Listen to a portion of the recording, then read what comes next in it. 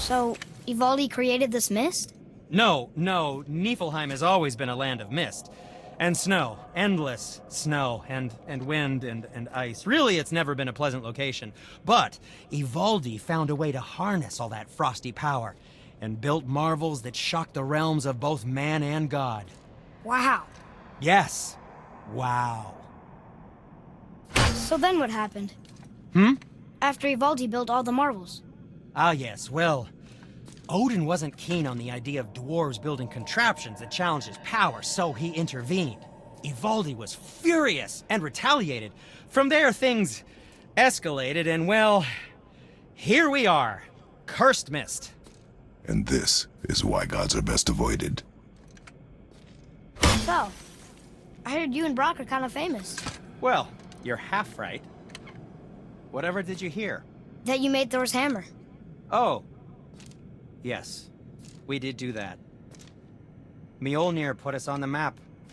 It was a legendary run. Gods and kings knew our brand. We really did make quite a team. So what happened? Oh, well, that's a long story. Things happened that made it difficult to find that certain spark, you know? Inspiration is a fickle mistress.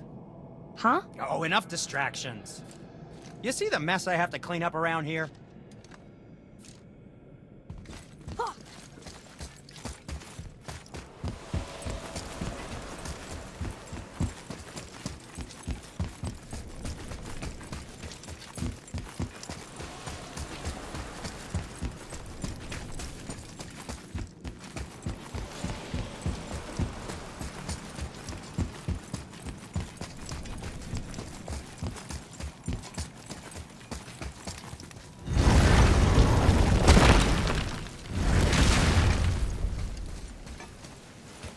What's got you all bum-fuzzled over there? Get going.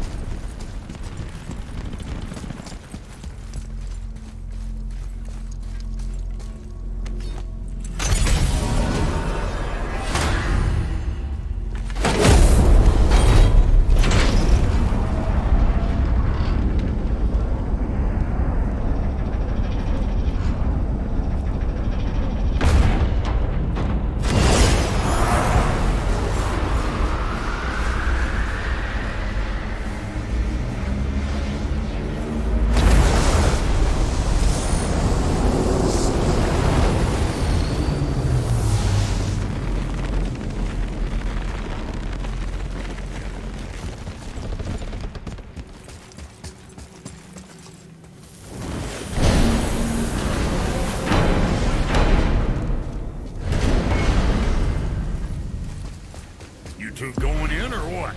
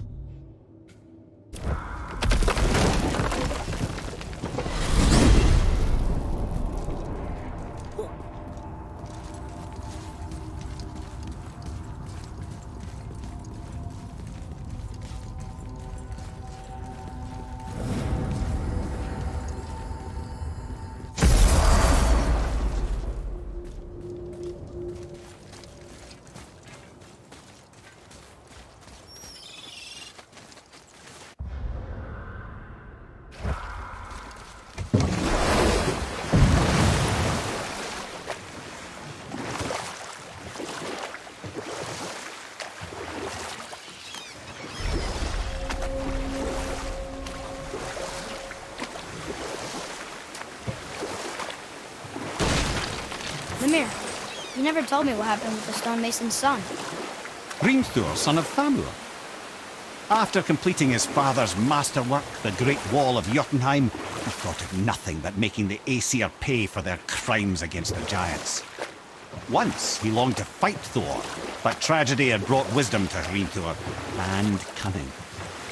He observed that Asgard's walls were half-built and shoddy, for no Aesir god could be bothered with such tiresome labour. So Hrimthur adopted the guise of an ordinary man and made the Aesir an offer. He would build them majestic new walls, and if he couldn't build them within 2 turns of the season, they would owe him nothing for his labours. And if he succeeded, he asked only for an audience with the goddess Freya. Odin agreed, knowing the task was impossible, but intrigued by the stranger. Hrimthur made short work of it, of course. He had the benefit of his father's training and the aid of a magical stallion for fetching stones. Odin was not happy to find himself on the losing end of the wager, but he seemed to uphold his end of the bargain. Freya was sent to meet the mason, and to her surprise, he wanted only to whisper something in her ear. That being done, he made his way out of Asgard. And when he found Thor awaiting him at the gates of Midgard, he knew he had been double-crossed. But he didn't care, because his plan was complete. It was? What did he say to Freya? Only she could say for certain, but I've had many moons to work it out. Hrimthur knew that Freya loathed the Aesir, despite her marriage to Odin, and I believe he gave her the secret to Asgard's defences. Some weakness he may have built in, structural or magical, which I expect will be exploited come Ragnarok when Surtur arrives to burn Asgard to ash, if not sooner.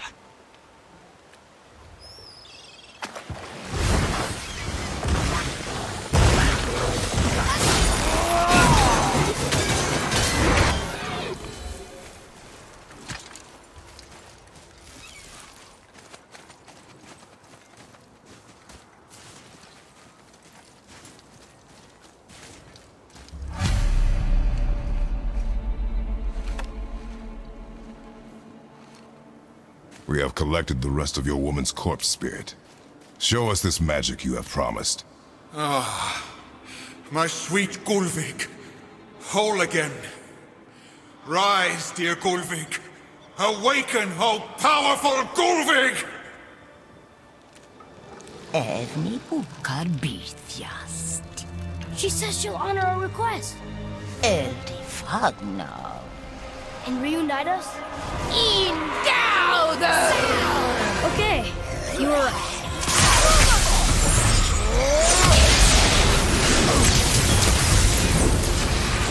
All right, say it.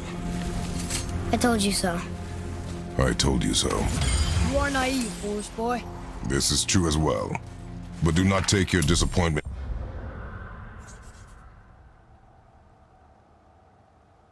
Not on me, boy. Take it as a lesson. Yes, sir.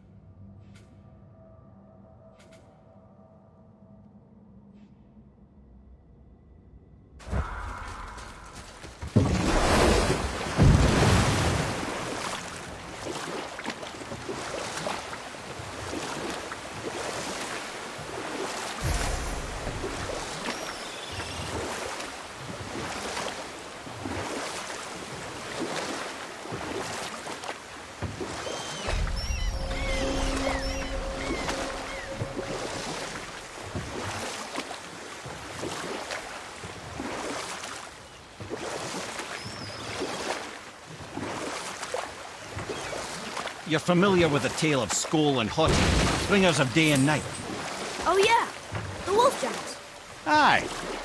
They were born of the arch-wolf Hrothgudnir, a great nemesis of the Aesir gods. Odin captured them as pups and kept them in the kennels of Asgard to hold his foe at bay. But when the sun and moon grew mutinous and stood still, Odin put Skoll and Hoti to use. With his ancient magics, he cast the wolves to the heavens, and they began their chase. And long shall they chase, but not endlessly. For it is foretold that someday Skoll and Hoti will catch and devour their prey. And that day shall be Ragnarok, the twilight of the gods. But Ragnarok is supposed to be Odin's doom, isn't it? Why would he set the wolves loose if it fulfills the prophecy? Precisely the question, lad. It's always about control. The wolves determine when Ragnarok begins, and now he controls the wolves. A battle fought on his timetable is a battle he better stands to win.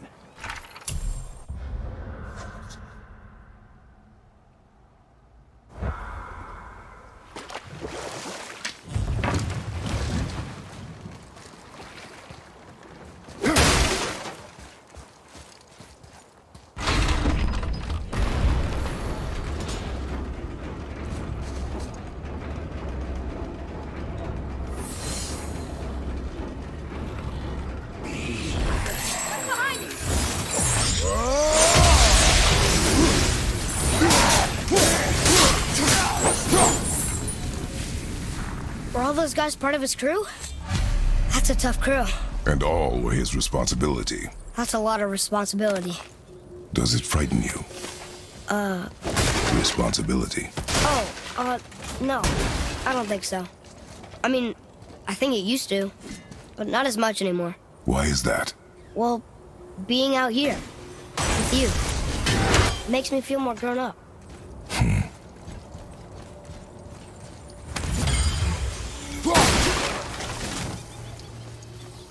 Another name.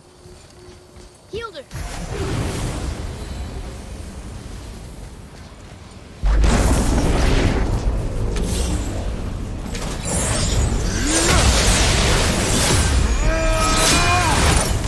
I got one.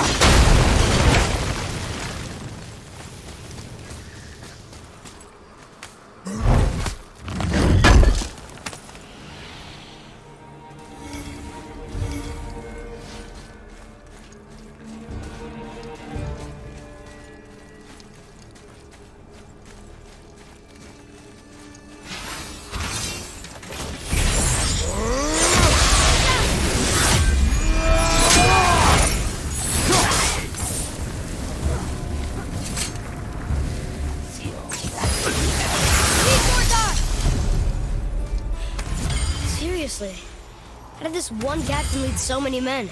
He had their loyalty, so they followed. And then they all died. He must have been a bad leader. Why do you think that? Well, he led all these men to their deaths. True. But these men chose to follow. Even good leaders make poor choices. The best take responsibility for them. Remember this.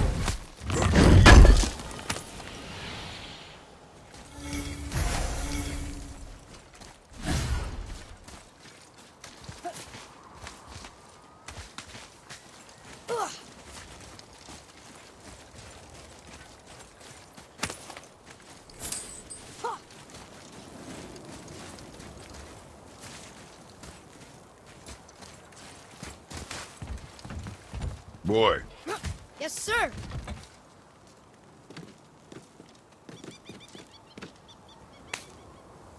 Okay, that's going in the journal.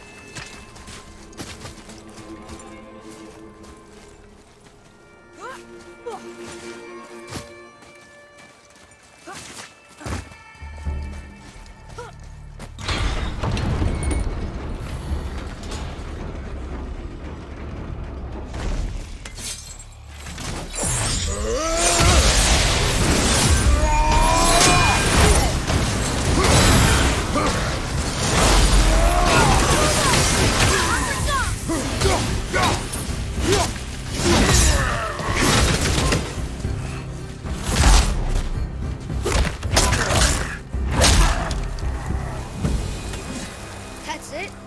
Thought they'd be tougher. Another name. Gunnar.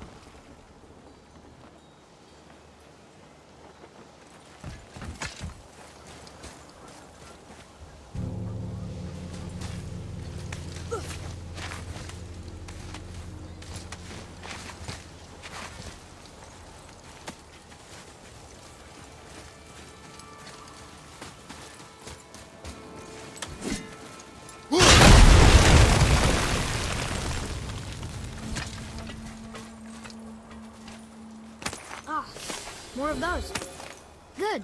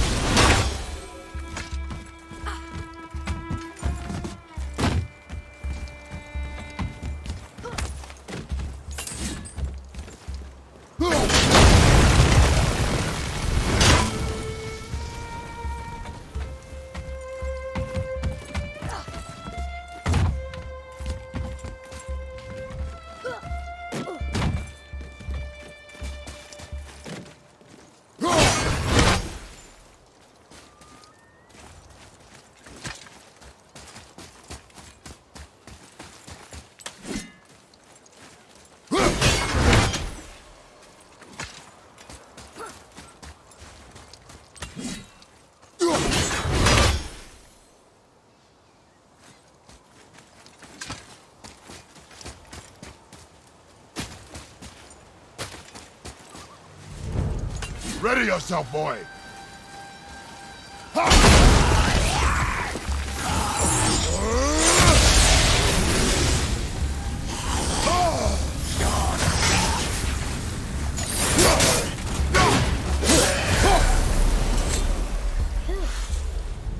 That was the last ship. I hope the captain will be satisfied now. Unlikely. He was determined to put these men to rest himself. But he would have never been able to. That does not matter to him. Our victory will only remind him of his failure. Then, why do we do this?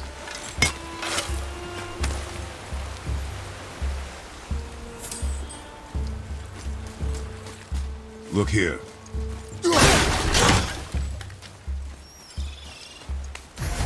It's another one of those maps.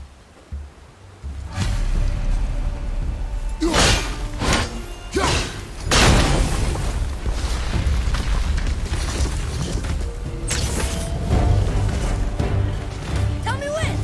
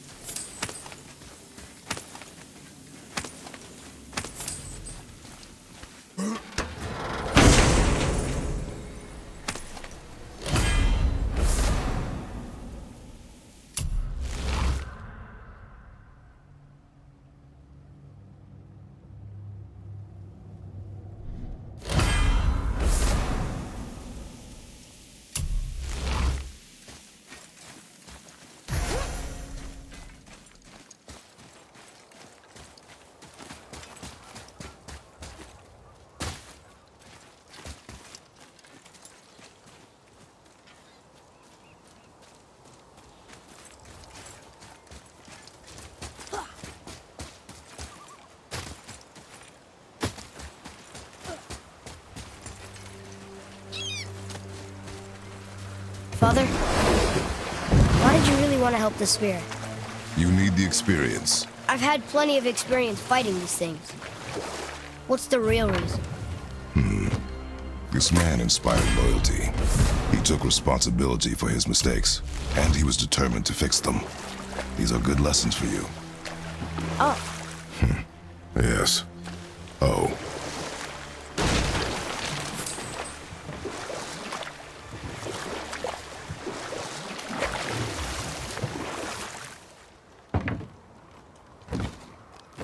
Mimir, is there a story for the giant with the flaming sword?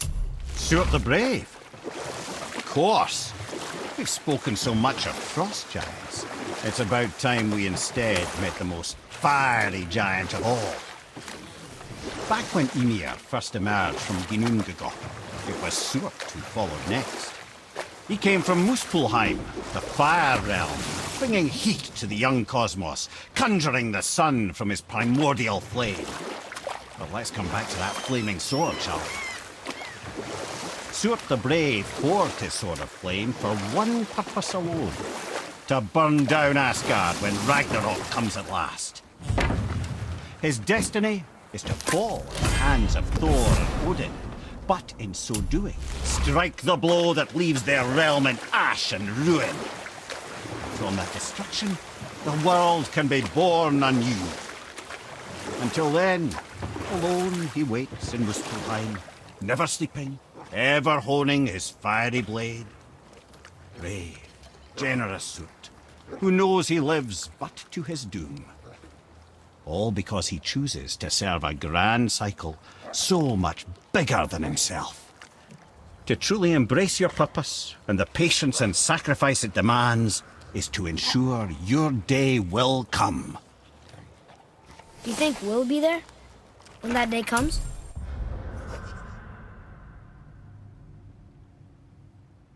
I've seen enough of war between the gods. But you, little brother, who can say?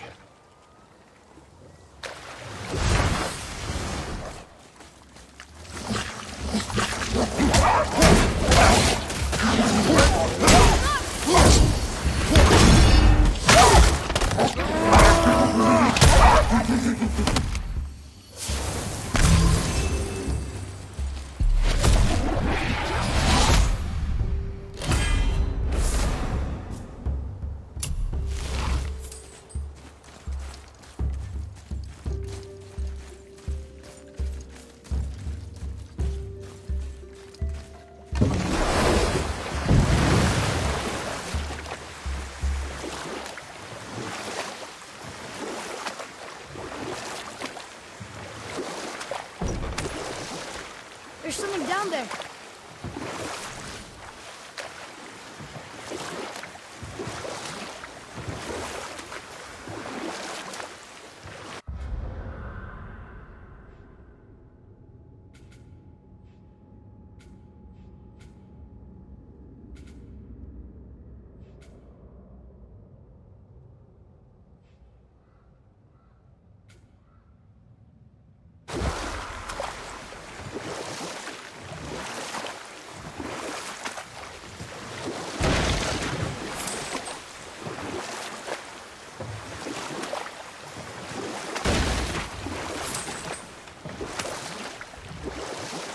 Thank you, by the way.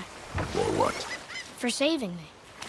I know I screwed things up before Baldur grabbed me. You did. But you are my son.